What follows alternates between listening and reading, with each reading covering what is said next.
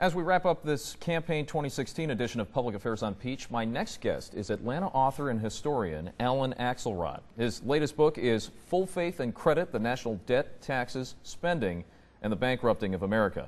He's here to talk about how Donald Trump and Hillary Clinton's economic platforms might affect this country. Now let's begin with how much the national debt is for background. How much does it break down per person? Well, it's a total of about $19.7 trillion, and that breaks down to $61,000 per citizen. A newborn baby coming into the world owes $61,000. Unbelievable. So tell me, how does Hillary Clinton's campaign affect these issues with the debt, and then tell me about Trump? Well, I can tell you about both because neither one really addresses the national debt or growth very effectively. Hillary Clinton proposes to essentially continue the economic policies of Barack Obama. There is an emphasis on tax cutting for the middle class, but there's a good many expenditure programs, and what most economists believe is that she will add about $200 billion to the debt. Donald Trump wants to boost the economy, boost growth, and argues that that will create more revenue, so that will reduce the debt. But in fact, over 10 years, it should add about $5.3 trillion to the national debt, which will be an additional drag on the economy. So neither candidate has a solution for the debt or for growth to stimulate it. So we're in bad shape either way, I take it?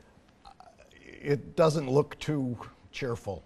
How about stock market investments? Now that's, I think, a different story. The stock market does not like uncertainty. Trump deals in uncertainty. He wants to be unpredictable. I would suggest that if Trump wins the race, stocks will take a hit.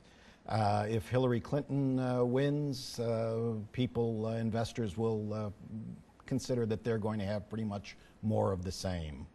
How about there are positions on the tax code? Are they going to change it in any meaningful way, in your opinion? Well, of course, it's not the president who changes the tax code, but there is a push from both candidates to simplify the tax code.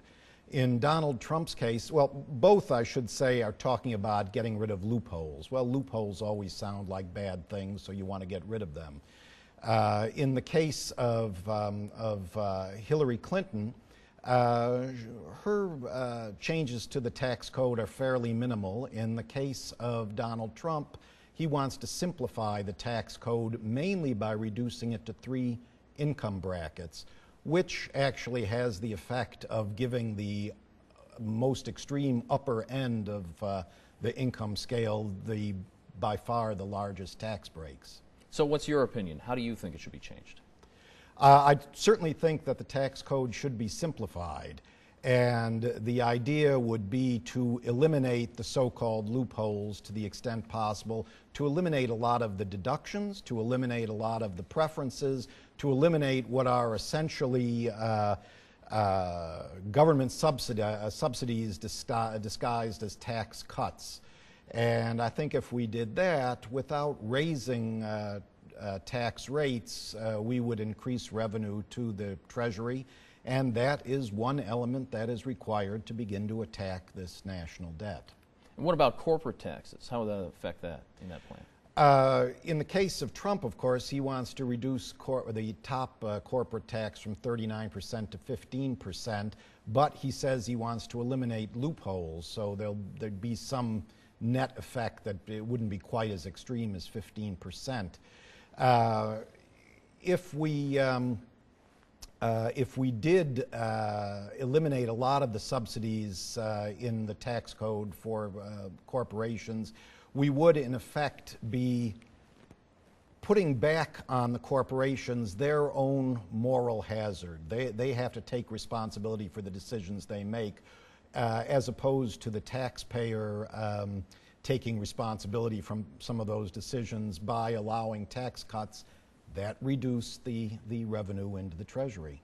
How about raising the federal minimum wage? How's that going to affect things? Now, that I actually think has a good chance of stimulating growth because we are essentially a consumer economy, and anything that helps consumers consume is going to stimulate growth. I mean, if you look at ultimately the chief cause of the Great Depression was a failure to consume.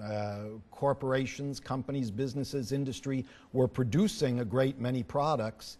There were insufficient number of consumers with the means to consume them. So if we can help the consumer, I think we have probably the best chance of all of actually stimulating growth. Well, Dr. Alan Axelrod, thank you so much for joining us here on the show. That's all the time we have right now. But be sure to join us next Saturday when we have our next edition.